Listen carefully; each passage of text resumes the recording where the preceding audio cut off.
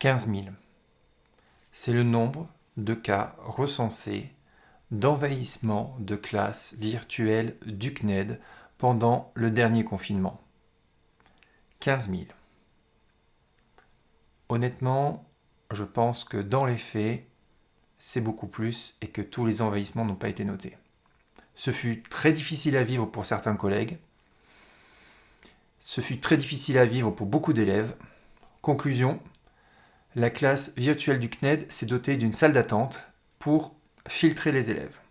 Dans cette vidéo, on va parler de cette salle d'attente et voir ce qu'on peut faire avec. C'est parti.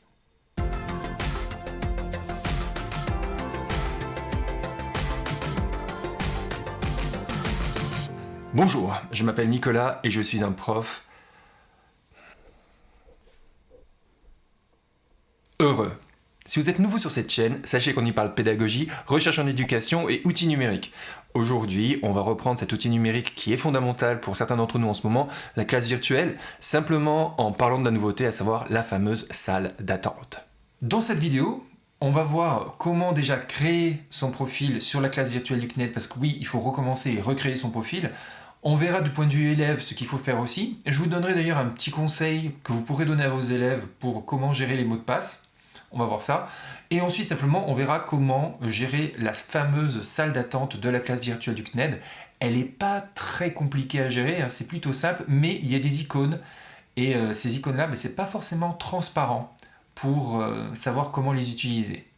Enfin, on verra comment exclure un élève de la classe virtuelle et pour éviter qu'il revienne, du moins temporairement. C'est parti. Rendez-vous sur cned.fr/ma classe à la maison. Et ensuite, vous choisissez votre niveau d'enseignement, collège, lycée, école. Et si vous êtes élève, vous choisissez votre niveau, tout simplement. Ensuite, vous allez tomber sur cette page-là. Là, c'est la page collège, puisque je suis prof de collège.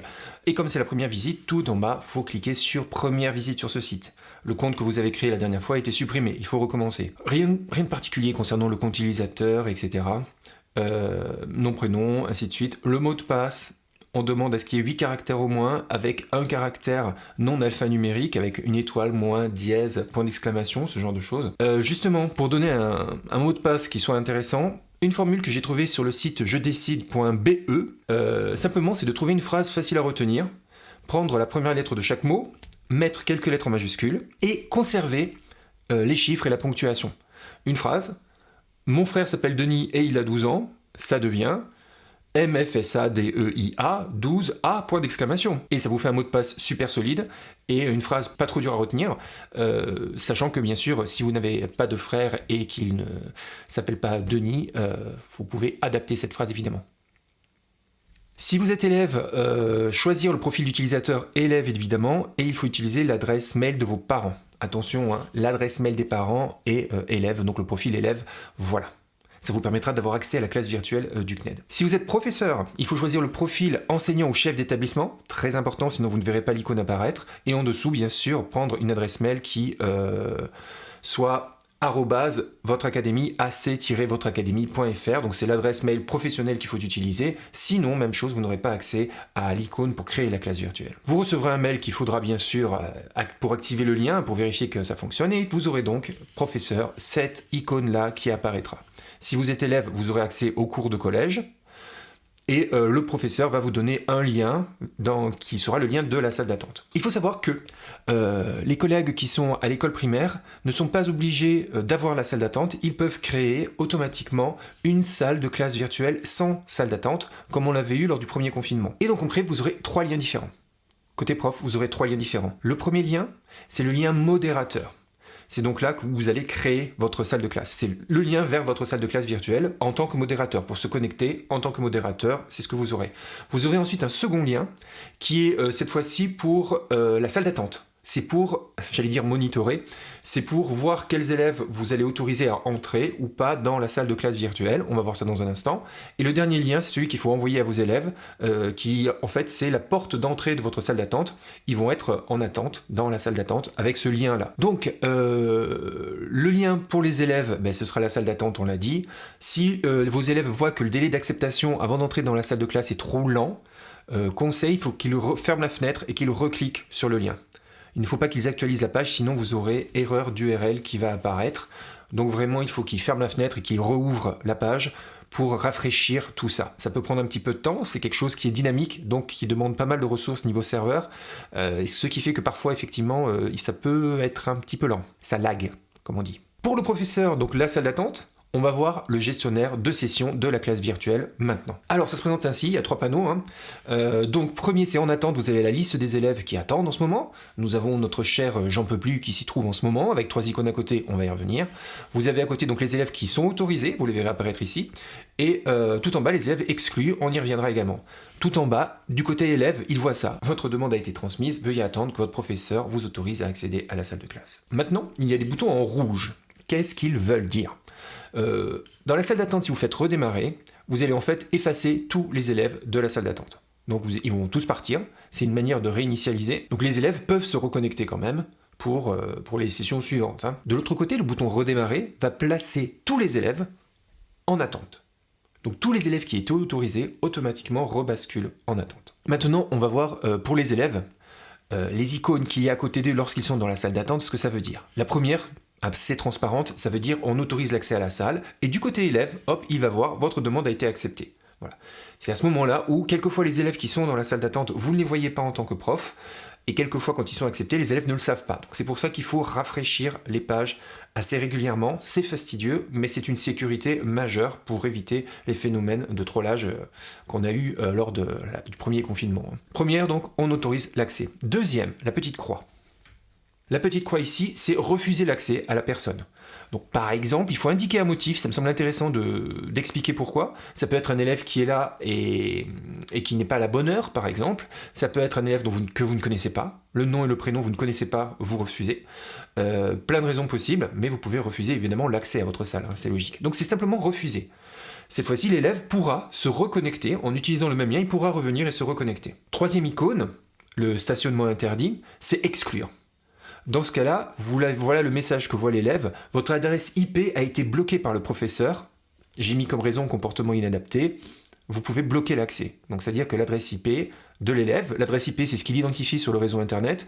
Cette adresse-là est bloquée. Donc, l'élève, même s'il utilise votre lien, ne pourra pas revenir et il verra votre adresse IP a été bloquée. Ce n'est pas définitif. On peut revenir en arrière, on va voir ça. Justement, donc si vous avez des élèves exclus, il y a ici débloquer, ce qui permet donc évidemment de remettre l'élève dans le circuit et de débloquer cet élève-là.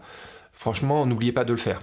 Sauf si c'est un troll évident avec un pseudo, machin, voilà, donc là, vous le bloquez, mais sinon, faut pas oublier de débloquer. Enfin, vous pouvez aussi exclure pendant la session. Donc c'est un élève que vous connaissez, qui a un comportement inadapté. Il y a 2 étapes pour l'exclure. Il ne faut pas le retirer juste de la classe virtuelle parce qu'il pourra revenir, parce que vous l'avez autorisé une fois. Donc l'étape 1, c'est d'abord exclure l'élève depuis le gestionnaire de session, depuis la fameuse salle d'attente, il faut exclure l'élève. Donc comme ça, vous bloquez son adresse IP, mais vous pourrez débloquer par la suite, d'accord ? Franchement, exclure un élève qui est clairement identifié, etc. Si c'est quelqu'un qui a pris qui a pris le nom de famille de quelqu'un d'autre pour faire des bêtises exprès, vous pouvez l'exclure. Attention, cependant, vraiment faire très attention pour utiliser cela. De la même façon que je n'aime pas exclure un élève de mon cours, je montre comment on fait, mais c'est vraiment une situation exceptionnelle, bien sûr. Donc l'adresse IP de cet élève-là est bloquée. N'oubliez pas de débloquer à la fin, sauf troll, sauf usurpation d'identité. Et donc, 1, on l'exclut de la salle d'attente. Et en 2, vous cliquez à côté du nom et prénom de l'élève dans la classe virtuelle, sur les petits pointillés qu'il y a à côté de son nom, et vous faites retirer de la session. Ainsi, l'élève est retiré de la session et ne peut pas revenir. Enfin, lorsque vous avez terminé, il y a le fin de session ici, qui met fin à la classe virtuelle, tout simplement. Le lien modérateur, on l'a vu, donc ça c'est le lien pour le prof, c'est un accès direct à la classe virtuelle avec les droits de modérateur, ne le partagez avec personne d'autre, sinon ces personnes-là pourront effacer vos documents, gribouiller partout, mettre la caméra, etc. Donc là c'est sans retenue, donc ça c'est que pour le prof. Et donc après, vous connaissez la classe virtuelle, je ne vais pas revenir là-dessus puisque ça vous connaissez. Il y a eu plein d'autres vidéos très bien sur YouTube, on m'a dit à ce propos. Voilà, cette vidéo vous a présenté l'ensemble de la salle d'attente de la classe virtuelle du CNED. J'espère que ça vous a un peu plus éclairé et que cela vous a rassuré quelque part parce qu'on ne sait jamais quand on se lance ce que ça peut donner. C'est encore un outil qui est C'est encore un outil qui est perfectible, Notamment parce qu'il y a de plus en plus de profs qui font des cours virtuels sur la classe virtuelle du CNED, et c'est vrai que les serveurs peuvent saturer à un moment ou à un autre. C'est pour ça que parfois il faut être patient.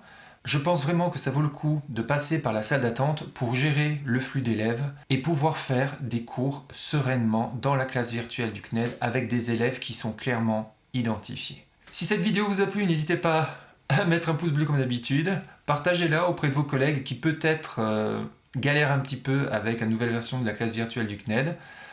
Moi je vous dis à la prochaine. En attendant, soyez heureux comme d'habitude. On est tous ensemble dans cette galère. On va y arriver. On y croit. Ah, j'y crois fort. À bientôt. Ciao.